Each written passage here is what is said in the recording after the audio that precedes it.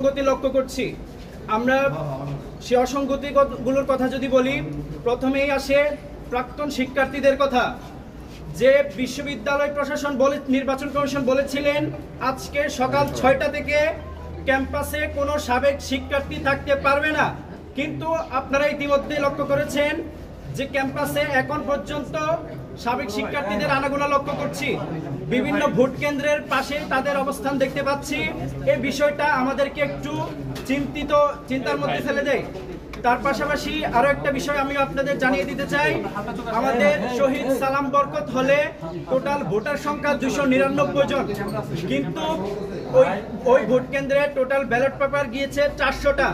এই যে 101টা অতিরিক্ত ব্যালট পেপার কেন গিয়েছে সে বিষয়ে ওই ভোট কেন্দ্রে যিনি দায়িত্বে আছেন তাকে জিজ্ঞেস করা হয়েছিল 101টা অতিরিক্ত ব্যালট পেপার কেন এসেছে।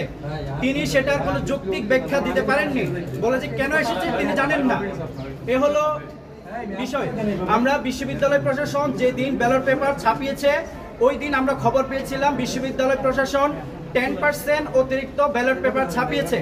আমরা ওই দিনে বিশ্ববিদ্যালয় যে নির্বাচন কমিশন আছে ওনাদের জানিয়েছিলাম যে 10% ব্যালট পেপার অতিরিক্ত কেন। ওনারা জবাব দিয়েছিলেন যে আসলে কিছু ব্যালট পেপার হয়তো নষ্ট হয়ে যেতে পারে, এই কারণে ওনারা যুক্তি দিয়েছিলেন। কিন্তু ওই দিন আমাদের সাথে বৈঠকের পরে সিদ্ধান্ত হয়েছিল কোনো ভোট কেন্দ্রে অতিরিক্ত কোনো ব্যালট পেপার যাবে না। কিন্তু আজকে যেহেতু শহীদ সালাম বরকত হলে 101টা অতিরিক্ত ব্যালট পেপার গিয়েছে, সে বিষয়টা আমাদেরকে একটু চিন্তার মধ্যে ফেলে দেয়। তার পাশাপাশি ডোপ টেস্টের একটা বিষয় ছিল, যেটা গতকাল রাতেও আমরা বিশ্ববিদ্যালয় প্রশাসনের কাছে আলোচনা করেছিলাম যে বিশ্ববিদ্যালয়ে যারা নির্বাচনে অংশগ্রহণ করছেন তাদের অবশ্যই ডোপ টেস্টের প্রয়োজন।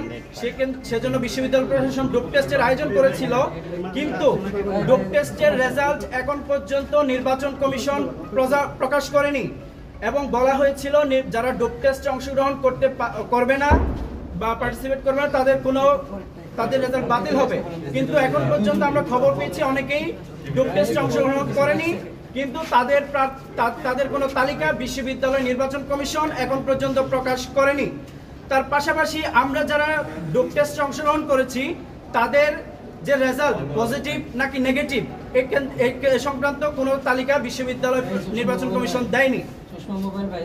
তার পাশাপাশি পোলিং এজেন্টের বিষয়ে বলি, পোলিং এজেন্টের বিষয়ে গতকাল রাতে সিদ্ধান্ত হয়েছিল যে বিশ্ববিদ্যালয় প্রশাসনকে আমরা নির্বাচন কমিশনকে জানিয়েছিলাম অবশ্যই প্রত্যেকটা ভোট কেন্দ্রে পোলিং এজেন্টের প্রয়োজন আছে।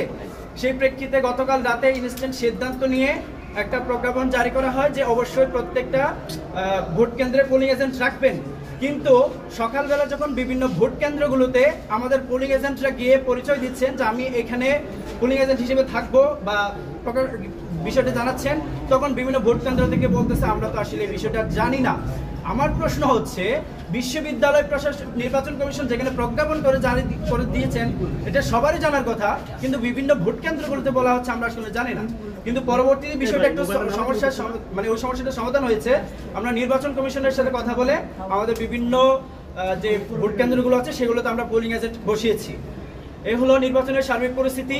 আমি মনে করি যে অসঙ্গতিগুলো হচ্ছে বিশ্ববিদ্যালয় প্রশাসন অতি দ্রুত এগুলোর বিরুদ্ধে অ্যাকশন নেবেন এবং যে সাবেক শিক্ষার্থীদের যে বিষয়টা বললাম এবং হচ্ছে যে ডোপ টেস্টের বিষয়গুলো অতি দ্রুত প্রকাশ করবেন এবং সাবেক শিক্ষার্থীদের বিষয়ে যে বিষয়টা বলা হয়েছিল যে আজকে সকাল 6টা থেকে যদি কোনো সাবেক শিক্ষার্থীদের পাওয়া যায় তাহলে অবশ্যই ফৌজদারি আইনে তার বিচার করা হবে। তো আজকে যে বেশ কয়েকজন সাবেক শিক্ষার্থীদের দেখার পরে আমি নির্বাচন কমিশনকে সরাসরি জানিয়েছি, কার্যত এখন পর্যন্ত নির্বাচন কমিশন কোনো ব্যবস্থা নেয়নি। গতকাল আমি ছাত্র শিবিরের বিশ্ববিদ্যালয়ের সভাপতি তিনি মধ্যরাতে সময় বলেছি যে আমাদের ভাই যিনি গিয়েছেন উনি হচ্ছে পর্যবেক্ষক রাখার বিষয়ে তিনি সরাসরি কথা বলতে গিয়েছেন, বুঝতে পেরেছেন। কিন্তু তার